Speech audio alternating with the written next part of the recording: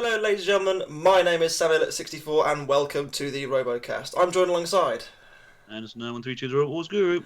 and we're here to discuss the third Heat of Bugglebots Season 2 or 2019, whichever you want to call it. Guest number 1, introduce yourself.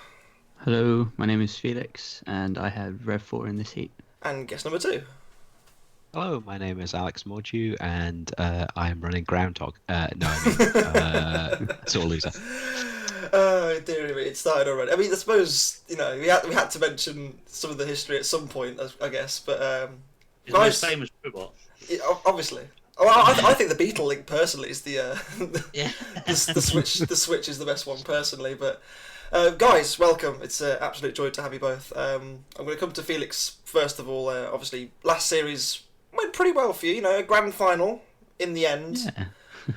Probably a bit surprising considering the fight you had at the start of the show with because you fought Ogre Drive twice, didn't you? Yeah.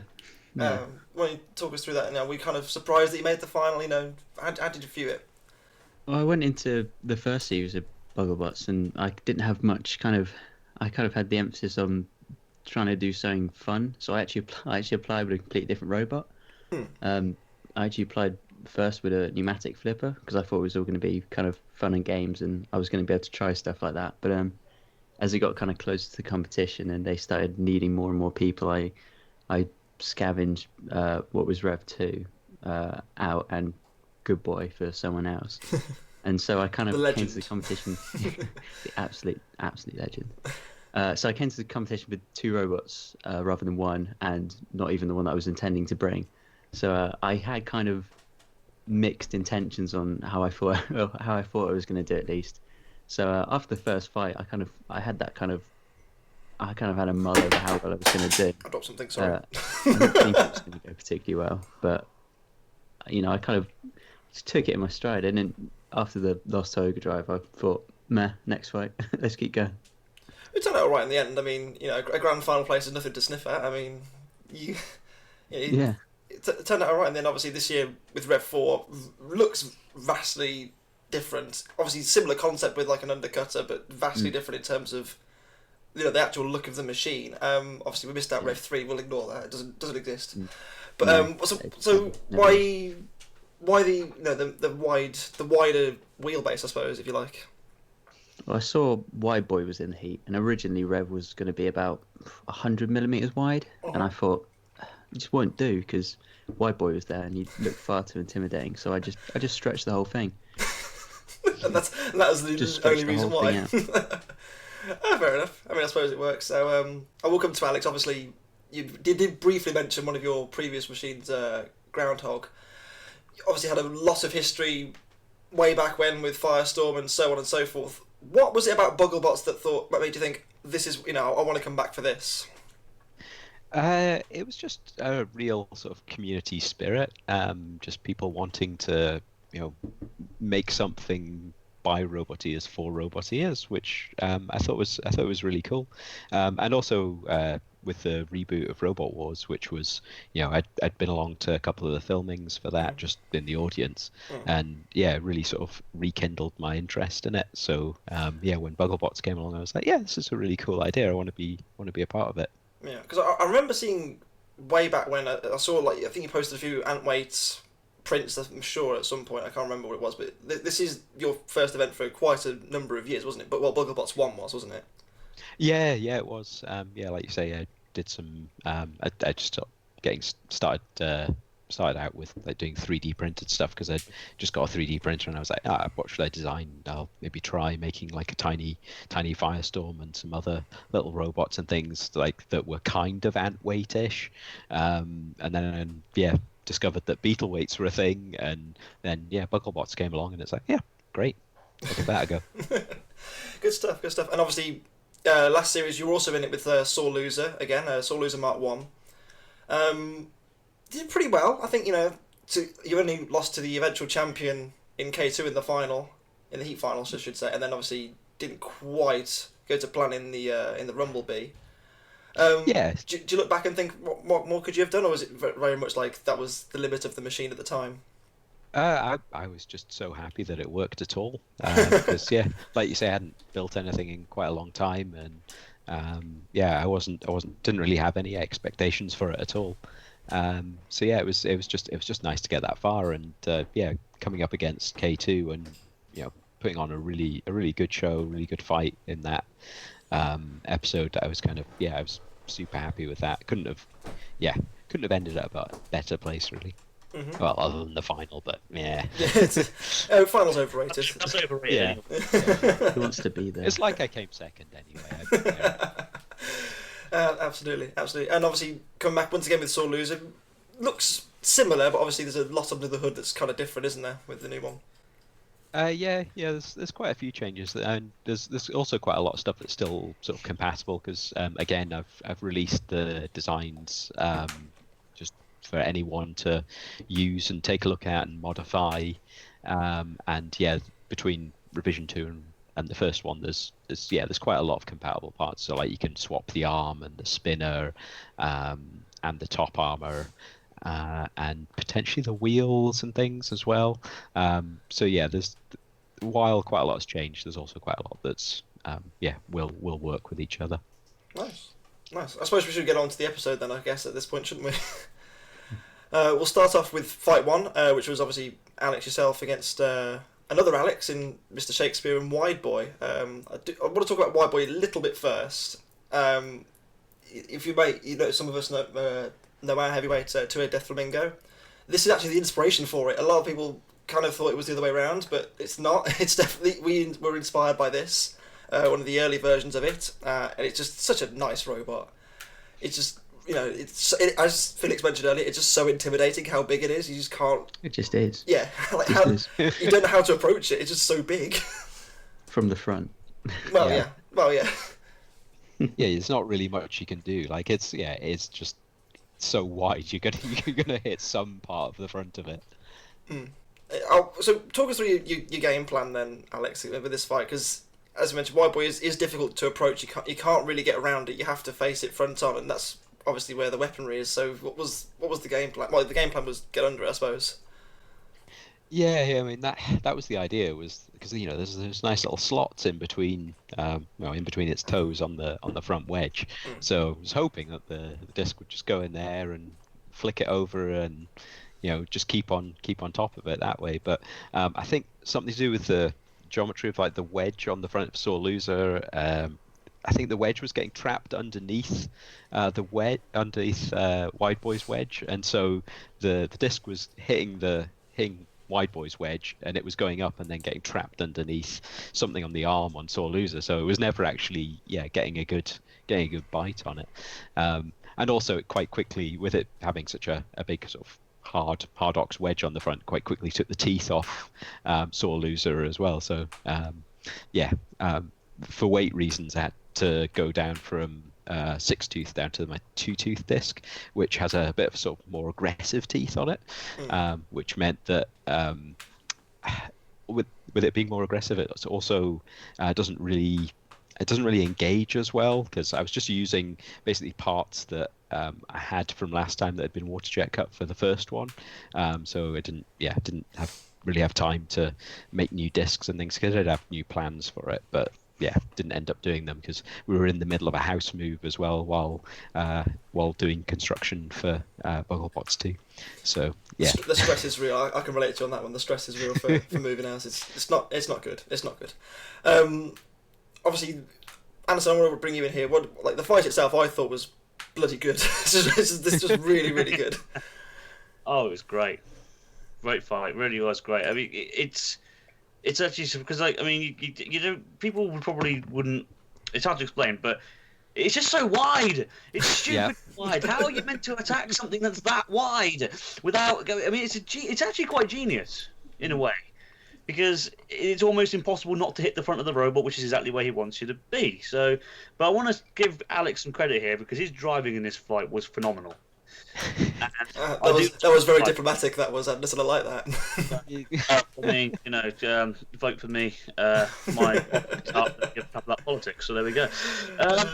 So I should win. But no. In all honesty, though, good fight. Good driving all around from both machines, and it was interesting to see a robot trying to find the weaknesses in a design like Wide Boys, because at the end of the day, it is very difficult to outmaneuver it and to get around those hard to hit areas. But fair play, did it well.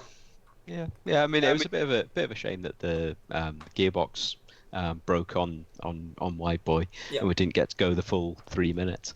But yeah, I mean, my driving was okay, but then afterwards you always look back and go, I could have done better, because I kept on forgetting it's got a lifter. Why wasn't I lifting? Why wasn't I getting that wedge underneath and lifting him up at the front? I didn't want to bring it up, Alex. In fairness, but I suppose in the heat of battle, I suppose it's kind of difficult to remember everything. I do actually have a question for Alex. If that's okay. Of course. Because obviously, you are from the classic wars. You've started back in the '90s. Late '90s. What do you think of the current Roboteers? Like, how much? Are they very much like they were back then? Have they advanced over the years? What do you think about modern Roboteers compared to the classic guys? I'm not sure if it's just because I've got older, but they seem to have got younger. But no, I mean, it's still that experience, the sort of the community experience, like the community spirit is just wonderful. Like it's the same. I mean, it's better now than it was, because mainly because when I started there wasn't that much in the way of sort of internet sites and things where people could discuss stuff.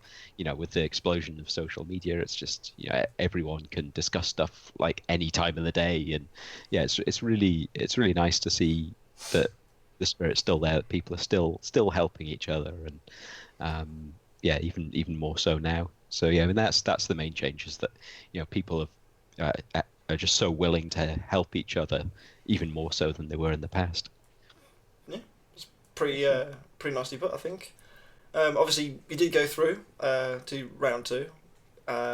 White Boy, unfortunately, going into the Rumble, but it kind of sucks because, like, obviously you've got so many good machines. Well, we've discussed this week after week, but like, there's so many robots you want to go through. There's only so many spaces for them, and unfortunately, Shaky this time ended up in the losers melee.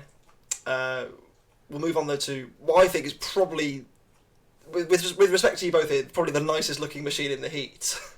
In For Unconscious 514. Obviously, we'll get to your fight with him later, Alex. But it's just so nice. Everything about it is it looks arty, and like it just doesn't look like it should be a Beetle way. Everything's just far too neat and tidy and precise, and it looks very organic. Yeah, it looks really beautiful, and the one of the crazy things about it was actually about 200 grams underweight as well. So like that's mental. Yeah. It's like you look at it and it's like it looks really, really solid. Like it's got all these like sort of CNC'd sort of ribs and things inside to obviously support the crushing mechanism, and that lovely wedge on front. But yeah, it's still 200 grams underweight. But yeah, I mean, full credit to Shirumi for getting across, because I think he'd just done the King of Bots 2 filming. And yeah, he'd been awake for a long time by the time he got to Bristol, and he's still putting a good show as well. He did put on an amazing show. Yeah, absolutely. Obviously, the crushing mechanism as well. I don't think it's hydraulic. It looks like a twisting. It's electric. Yeah. Oh, it's electric. It is electric. Yeah. All brushless. Nice. Yeah, like a dual stage reduction, so like a little planetary gearbox. I think it's about 100 to 1 or 120 to 1, something like that. Yeah, he did it really clever. He had I say about 120 to 1, and then he had a kind of I guess I don't know if it would count as like a dispersal gear, but he had a big gear on top, which then led to the lead screw. But it was integrated, so it was like the lead screw was inside. Oh, it's just done absolutely beautifully. Yeah, it's like the pulley was outside of the running around the outside of the lead screw. It's really cool. It's kind of one of those designs where he'd thought about everything for it, like no compromise. So he had that, like, obviously, like as we were talking about, like the beautiful like CNC'd aluminium and plastic and stuff, and then he had this like wonderful gear just at the back, and it was just so cool to look at. You thought it's incredibly vulnerable, but it just doesn't matter. It's just so lovely. Yeah, there's no reason for it to be there, but of course, still leave it wide open. Like, why not? Kind of not the opposite end of the spectrum, I suppose, but like very wildly different idea in there. I'm going to butcher the pronunciation here once again. Leim Thart. Yeah. We'll go with that. Yeah, let's go with that. Sounds about right. Yeah. Obviously, Owen back with the new version of Leim from last series. It's slightly different in a sense that it's not the spring powered lifter, it's now a 4-bar lifter. Bit simpler, probably a bit more efficient and effective, I think, this time around. Didn't quite get to show it in the first fight. Obviously, more efficient. Yeah, it just everything's a lot simpler, just looks a lot more tidy. And I think that's pretty much what led it to be so successful in the heat. It was a really tidy machine. I mean, I felt quite bad because when we got there, I was on the same table as him, and he was frantically kind of digging away and drilling holes and stuff because it was all overweight. Because he put so much weight into the flipper mechanism. He'd really gone for it this year. The flip mechanism was really beautiful. He had like multiple stages and he had like bevel gears and stuff in there. It's just done such a lovely job. I really wanted him to get it together and ready for the first fight. Yeah, it's unfortunate. Obviously, if he's one of those unfortunate things. If you're slightly overweight, you just got to attack it with the drill, really. And obviously, he did do that. Didn't really matter in the end because he couldn't quite get underneath unconscious. Unconscious was just very low to the floor, and obviously got that really nice pinch at the front, which nearly caused problems for him with the lipo. It was very close to the lipo, but it was very close. Very fortunate to get away with it.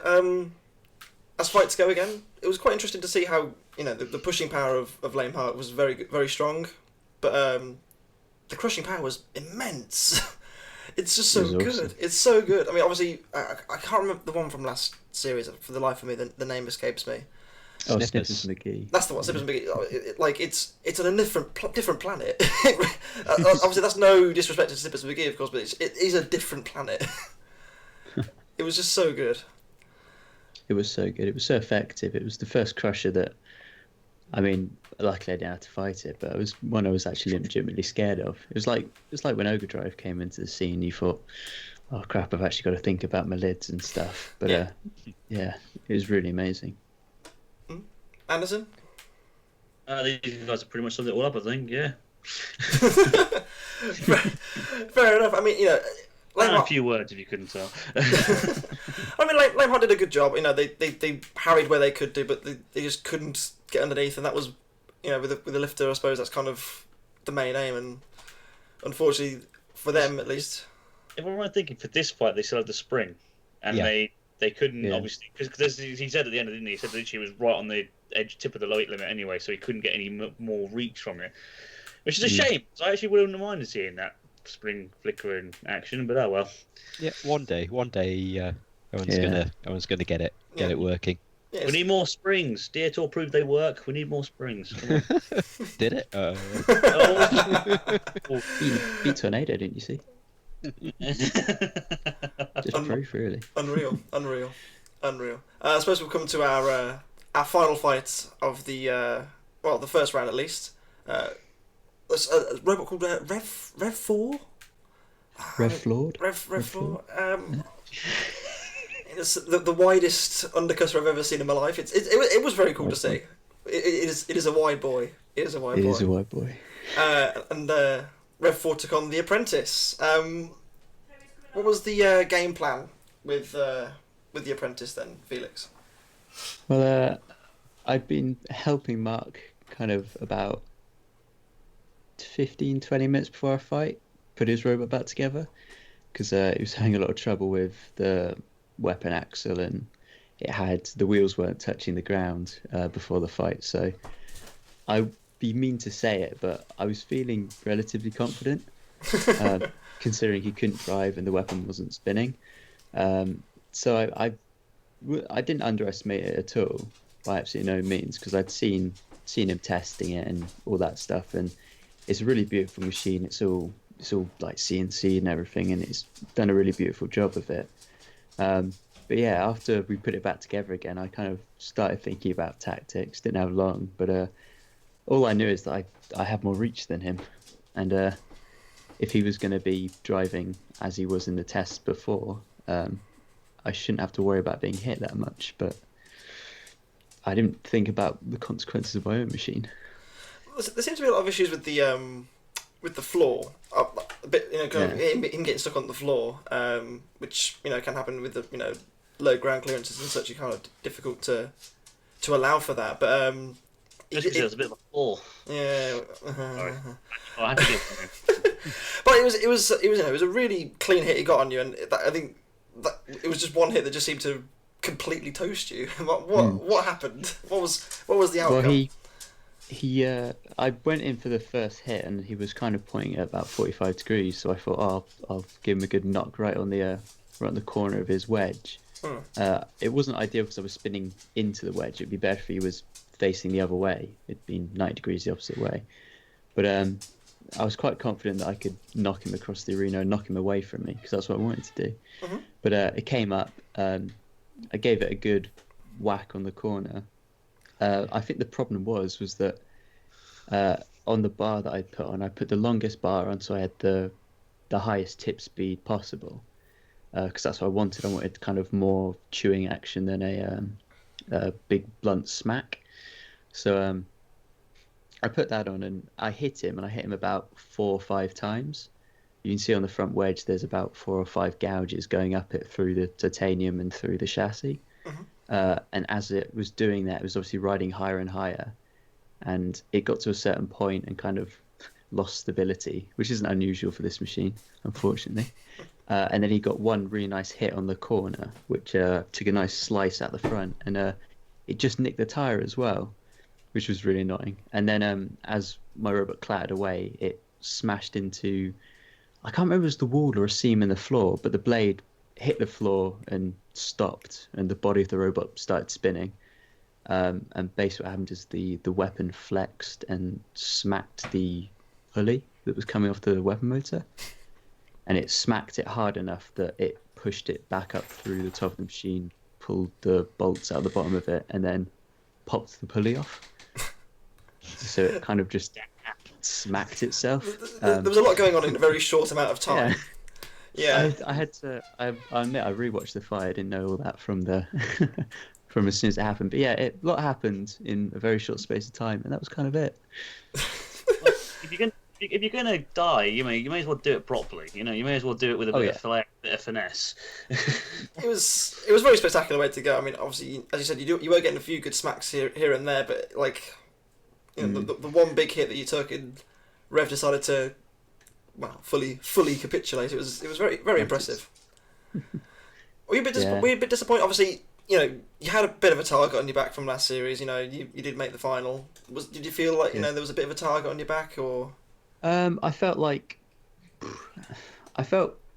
people probably looked at the machine and thought, oh well, it's made it to the final before, so yeah, it's got to be good. But I don't know. I don't feel like Mark was gonna give me a harder time than normal. But yeah, I guess maybe potentially.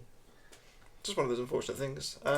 Again, yeah. Anderson, anything to add or?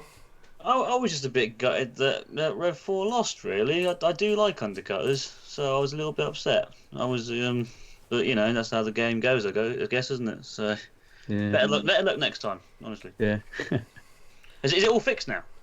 Oh yeah, it was. I said in the interview, Bob kind of said, "Oh, there's a lot of damage there." Then I was like, "Yeah, well," and then I was just kind of like, "Oh no, not really," because it was all kind of just sticking stuff back together. Unfortunately, the bits that come off I didn't have spares for, so it was like I just put them all back on. So yeah, it kind of went back to the pits and it was back together in about 5 minutes.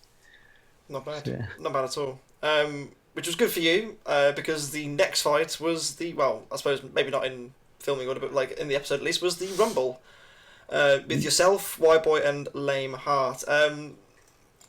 How did you feel about going into this one? Was it like, again, it's two roles that kind of almost counter you. I mean, I guess Y-Boy kind of does with the wedge. Yeah. Leim Thart maybe less so. I was a little bit nervous about Y-Boy. He's got the plough on the front. As I said, I kind of had the same kind of thought as Alex, where he's got those teeth on the front. And I thought, well, that's fine against verts and other kind of like wedges and stuff you need to get under, but horizontal should be able to catch it and like throw him across the arena. But I was just extremely tentative because I didn't want it to explode again. So I was being really careful with how fast I was taking it. And I kind of wussed out for the first 20-30 seconds of the fight before I finally turned out speed. I ideally wanted to go for Leim just because there was more plastic on it and stuff. Yeah, it's. I mean, eventually you did go for Leim, and you caught their wedge, and that. I'm rewatching the fight back now, just for context, and like you just like go spiraling out of control, and then the link flies out, and there wasn't really much you could have done, much different. No. Like It was. I'd finally got the weapon up to speed. The weapon speed. It takes a little while to get there because it's got such a low reduction. It helps because it's got a big motor, but it was up to proper speed, and it therefore just didn't engage. It was just going way too fast, and yeah, I'm still not sure what it hit. I think I hit like a seam on the floor or something, but I can't remember. But yeah, and it spun upside down, and the weapon started spinning up. You could hear it start spinning up again, but it very quickly died. it's just it's a shame because obviously again, like a few teams this year like who did so well last time. Look at Ogre Drive and Snappy. Yeah, I was really surprised because their fights did come before. You start looking at this Dung Beetle Rumble. And it's looking a bit scary. You don't really want to be in it. It's kind of We weird. got the last year's finals. Yeah, it's very strange, very strange. I mean, the rest of the fight, it was a good tug of war between Leim and White Boy. White Boy eventually just creeping into the pit. I think, if I remember correctly, was there another gearbox problem again? Or the wheel went on the one side? I can't remember exactly for the life of me. Yeah, just When you got over slid into the pit. Yeah, it was got it- one wheel over. it was just Or he's got three, but he got one wheel over, then spun the robot round. I thought, oh, he's off, and then his other wheel went in, and he slid straight in. I was like, I feel like it could drive over the pit. I think that would be a good tactic for it. yeah. But again, I mean, Lame's speed, Yeah. Owen was just Kept getting how flinging fast him it was. around the arena. He kept the pressure on, didn't he? And that was, I think, Yeah. certainly told towards the end. It was really, really impressive the way that he drove it around the arena and just kept White Boy under pressure. And I think, Alex and White Boy didn't really like that. It's incredible. Yeah, really good. Anderson. Yeah, I agree. You're on top form tonight, Anderson. I'm very impressed. Yeah. Dear me, it does mean that Felix, you are into the 10-way. Did you fancy your chances in there at all, or was it kind of rather just I avoid saw the everything? machines that are in there so far because we had like Snappy and Ogre Drive and stuff, and Yeah. I'd lost to them previously. So I was saying you lost in fact, you lost to both of them. yeah, I'd lost to Ogre Drive before. Obviously, in the first fight, he just took me apart, and then I lost to Snappy just because it was such a robust machine, and just like I couldn't do anything with it. And of course, Craig just shoved me around for the whole fight, kind of taking control and dominating it. And then I saw the other two in there, and it was kind of the same kind of idea of I don't know what kind of state they're going to be in, but I just as long as I got it back together, I mean, it was going to do something. So yeah, but as I said in the episode, it was all or nothing. So Yeah. we'll see what happens. Yeah, it very much seems like a glass cannon, but like in the best possible way, where like you got to get something spectacular. Either you're gonna die or they're gonna die, like in some spectacular fashion. Oh yeah, Yeah, it just means we'll that do something. yeah, it will do a thing. A thing will happen. We'll do. We'll move on then from that fight. Obviously, Leim Thart going back into the main competition. Sore Loser's next up. In fact, Rev 4 and Wide Boy going into the 10-way. Alex, Yes. your next fight, Unconscious 514. Obviously, you talked after the fight of kind of like wanting to respect the machine. Obviously, we obviously discussed why it's such a incredible piece of engineering. Was there a bit of nerves going into it? A little bit, 'cause I mean, I'd seen how it, went through Lame, but I didn't think it would make it all. Well, didn't think it would make it through the lid of mine, but still, you don't want to be grabbed and just taken for a ride around the arena. So yeah, still at the beginning a little tentative because it's like I don't want to be grabbed by it, and then later on, still a little tentative because I didn't want to. Didn't want to wreck all out. Yeah, cool. all Yeah, that work. Exactly. I think you mentioned like it's just so beautifully made. You don't want to write it off. Do you? It's not that. That's not the game. Mm-hmm. Yeah, for sure. But again, it's like, you just had a drive failure. Again with those 25mm gearboxes.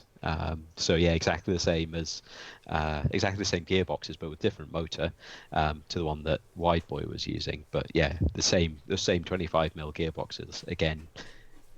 Leading to the downfall of that machine. So yeah. that was pretty much it. Yeah, there wasn't much fight really, was there? Unfortunately, but it was well controlled. Once again the driving was spot on. Top part. Yeah. But yeah, once. Sorry, go ahead. Yeah, but once one side of drive's taken out, it's no longer a control machine, and that's what it's built for. So, once you've lost one drive side, there's not much you could do. So it was about just kind of taking him out with the minimum of damage. Very respectful. You got to show the respect. That was obviously very evident. Nice guy, Alex. Yeah, nice guy, Alex. Absolutely. We all appreciated him after that fight. Seeing it come back in one piece was nice. Yeah, because as it is very easy just to wipe it out and erase it from existence. But it's too nice for that, and credit to you for not completely cleaning it out. Basically, I suppose we'll move on to the next fight, which was the Apprentice and Leim Thart. Leim, once again, that drive power showing exactly why it made it through the melee, and really giving the Apprentice a hard time of things. Yeah. So I mean, Mark was having some difficulties with the Apprentice. Like he'd been having difficulties throughout the competition with it actually spinning up. It's a really, really tightly packed robot in there. There's there's wires just barely making it past the weapon motor, and with it being an outrunner, obviously if the wires are touching, then that's a bad thing, because the entire outside of that motor's spinning. But yeah, he was having difficulties with that motor and the ESC combination, or something was going on. But basically, if he took the power up beyond about 60%, it was just cutting out. And so I'm not sure what the problem was with this fight with getting it spun up. But it does have the larger bar on it, so maybe it was just again something to do with that ESC and motor combination that really had difficulty getting it up to speed, getting it spinning. Mark was being very tentative over it, but at the same time he was, I think most people, quite stumped, because we were picking Cosmin's brain, because Cosmin was the one behind helping him set up his electronics, and it was a bit of a mystery. It was doing a thing called browning out, where he couldn't take it particularly fast before it would just kind of cut out and kill power to everything. Then of course everything has to reset, so that leaves you vulnerable for a good few seconds. Okay, so that's why it was starting up quite slowly. And that with Owen having such a fast drive, it just meant that he was never really up to speed. Yeah, he definitely got bullied around the arena, that's for sure. It's very, very impressive again by Leim to relying on the drive power, which clearly was a very strong point of that robot. Again, Anderson, I'll bring you in here. Like, what do you make of the fight in general? I mean, obviously, Leim once again dominating, but it's kind of a shame to see the Apprentice not fulfil what it could have done. Oh, definitely, yeah. When I saw the Apprentice, I genuinely thought this could be a dark horse, and it was a shame that it didn't do as well as many would have hoped, myself included, because I do like a big spinny thing once in a while. But I mean, at the end of the day, this is the epitome of the Old Testament, isn't it? You can have a really strong weapon all you want, but at the end of the day, if you can be outdriven by an opponent, you're going to be outdriven by an opponent. And Leim Thart had fantastic driving, fantastic maneuverability, and basically bullied it around and almost used their weapon to their advantage. They more or less used the Apprentice's weapon to their advantage, and then just like I said, just kept bullying it around the arena, as you said. And it was a shame, but at the end of the day, that's the sport, and you can't just rely on your weapon to win. You got to have a bit more than that. I think everybody could agree with that, to be fair. Anyone who doesn't is an idiot. Yeah, really. Yeah, absolutely. And it'll be good to see them again later in the series. Hopefully, we'll get to see it, spinning up fully in the 10-way. But we'll have to see about that later on. It'll be very tasty. Absolutely. Which does bring us, Alex, to the Heat final against Leim. Obviously, you'd seen it kind of, drive its way through the heat. Really, I had, the weapon maybe not its strong point, but certainly the drive was, very strong. Was there a bit of concern going into it, or was it? Did you kind of feel quietly confident that you had it? You can never count out another robot. I mean, I knew that the weapon, like the 4-bar wasn't really a concern because even if it got the robot over, then I could just turn myself over again. But the speed of it and the power of the drive was really was really huge, and I'd seen him bully other robots around the arena. So it was I think it was really good to get him over quickly before in that first 30 seconds before the pit can be activated. Because once the pit's open, then he probably could have quite easily got me in the pit. Give him a little tap once he was over, just to try and get him back in the fight just for a little bit. But kick him while he's down. Yeah. No, I remember Nice Guy Alex. He was a swell dude, wasn't he? Honestly, unreal. I mean, again, credit for trying to keep the show going, but like ultimately, I think at the risk of writing the machine off again, once again, it's not worth it. So I mean, one of those unfortunate things where you can't really win. Chance to get through. Yeah, exactly. It wouldn't be fair because obviously, I mean, if it was like the last one, fine, maybe do a little bit more, because they've got a while to repair it. But if there's the potential for them to go further because they got they're in the 5-way. The Rumblebee. Rumblebee. That's it. This time. Oh yeah, it's 6-way. Is it? Sorry, I do apologise. Yeah. Sorry. But so, at the end of the day, it was, you don't want to wreck it when it has a potential chance to go through that. And I also want to quickly say well done to Leim Thart, actually, because it's vastly improved. And what I like, I don't want to sound horrible when I say this, but I guess compared to some of the other robots in this heat, it was quite an uncouth design and look. So to see something like that actually going forward and actually causing a couple of upsets potentially along the way, I think is actually really, really good, and does both the sport and the hobby very, very good indeed. So fair play to him. He deserves a lot of respect for that. So well done to him. Yeah, I mean, you look at say, we'll take its fight with the Apprentice. The Apprentice is as is mentioned already. It's CNC. It's very made out of exotic materials. A lot of Leim is plastic, and it shows that you can use relatively cheap materials and still do quite well. Plastic's fantastic. Plastic is fantastic, as we know. It does mean Alex, you're through to the final. Congratulations. What one a round further than last year was that a kind of a relief, or was it was that just another target on your back then? Yeah, I mean it's always nice to get further in the competition each time. I tested some of the upgrades on Soul Loser earlier in the year at the UE event. I knew that the drive reliability was there, so I knew that it was it was driving a lot better.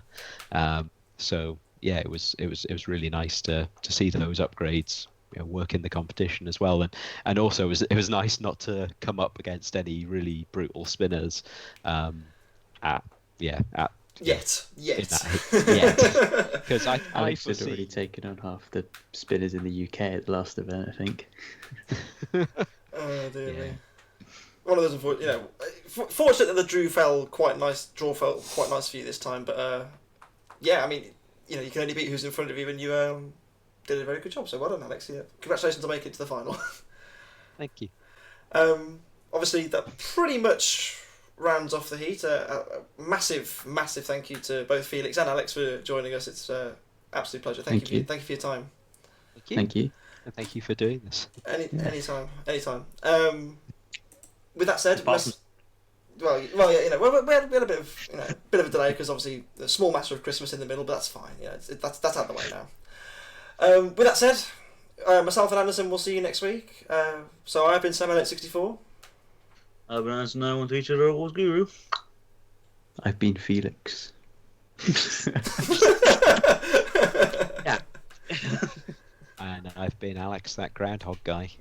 And the two of us will see you next week for the 4th Heat of Bugglebots 2019. We'll see you then. Bye bye. See ya. Berg for champion.